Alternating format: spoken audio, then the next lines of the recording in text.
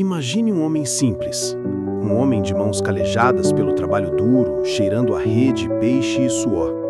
Seu nome era Simão, um pescador do pequeno vilarejo de Cafarnaum, às margens do Mar da Galileia. Sua vida era um ciclo previsível: lançar as redes, puxá-las, consertá-las e começar tudo de novo. Mas, uma tarde, tudo mudou. Um homem chamado Jesus de Nazaré passou por sua beira-mar, olhou para ele e disse palavras que ecoariam pela eternidade.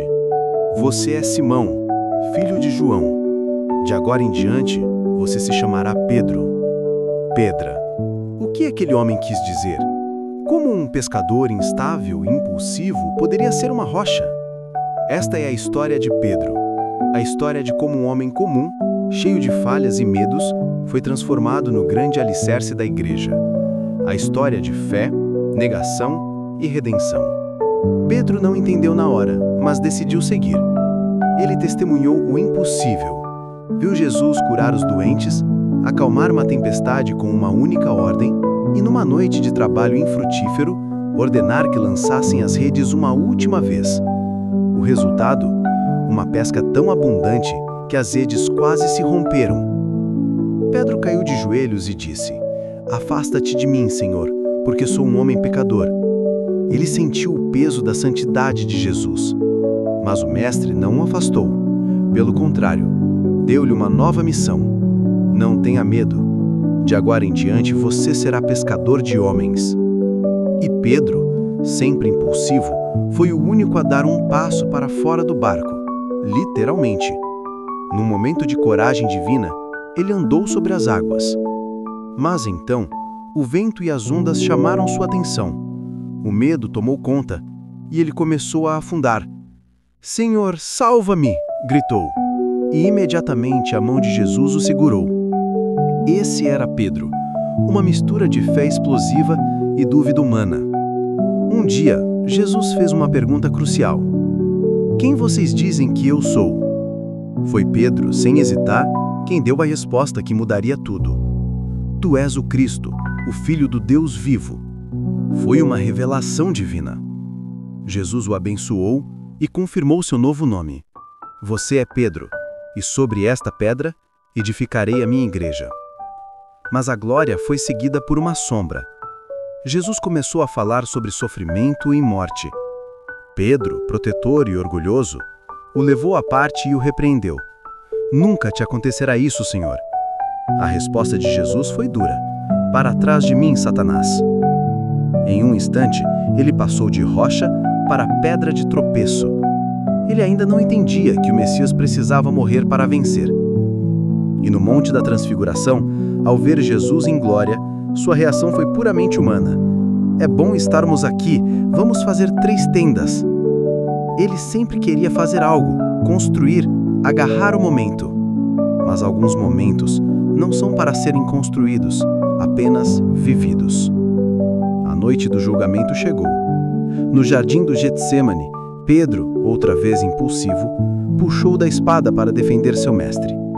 Jesus o repreendeu e curou o ferido. A coragem humana de Pedro se esvaiu tão rápido quanto havia surgido. Ele seguiu Jesus à distância até o pátio do sumo sacerdote. Lá, no frio da noite, cercado por estranhos, o medo começou a consumi-lo. Uma serva o encarou e disse: "Você também estava com Jesus, o Galileu." O coração de Pedro gelou.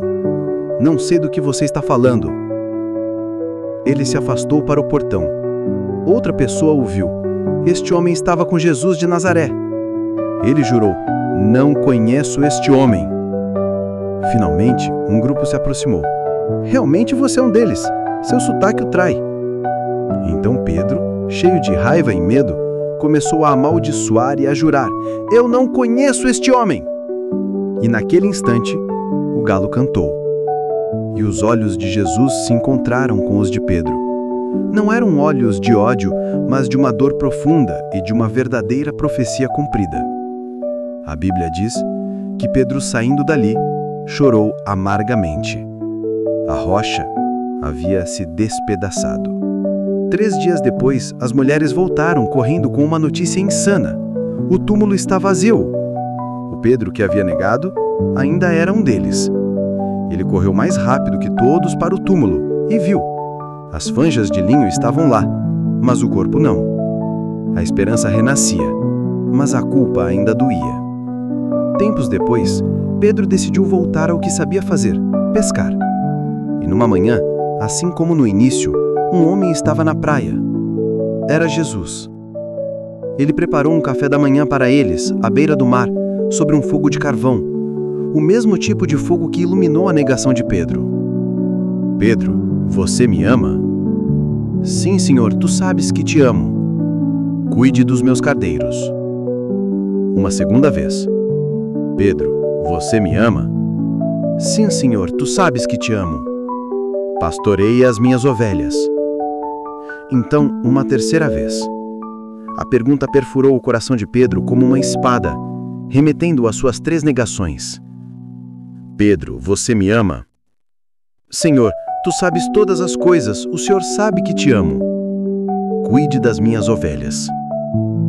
Naquele momento, sobre as cinzas de seu fracasso, Jesus não o condenou, ele o restaurou. A cada sim de Pedro, Jesus estava construindo a rocha de verdade. E então, ele profetizou. Quando você era mais jovem, vestia-se e ia para onde queria. Mas quando for velho, estenderá as mãos e outra pessoa o vestirá e o levará para onde você não deseja ir.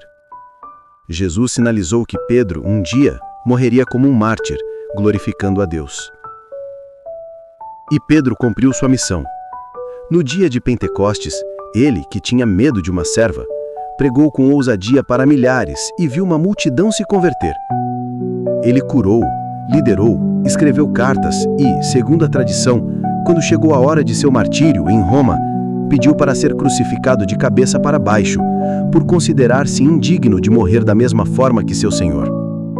A história de Pedro não é de um super-herói, é a nossa história. É a prova de que Deus não chama os capacitados, mas capacita os chamados. Ele não procura pessoas perfeitas, mas corações dispostos.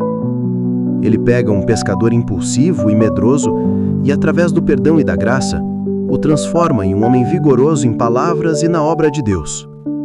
Se você já se sentiu inadequado, se já falhou, se já negou com suas ações o que professa com sua boca, lembre-se de Pedro. A jornada não termina na queda. Ela termina na restauração. Porque o mesmo Jesus que olhou para Pedro com amor, olha para você hoje e diz: siga-me. Siga o Senhor Jesus Cristo e esteja disposto a ser transformado. Se você gostou desse vídeo, deixe o seu like, se inscreva no canal e compartilhe com outras pessoas. E Deus abençoe sua vida.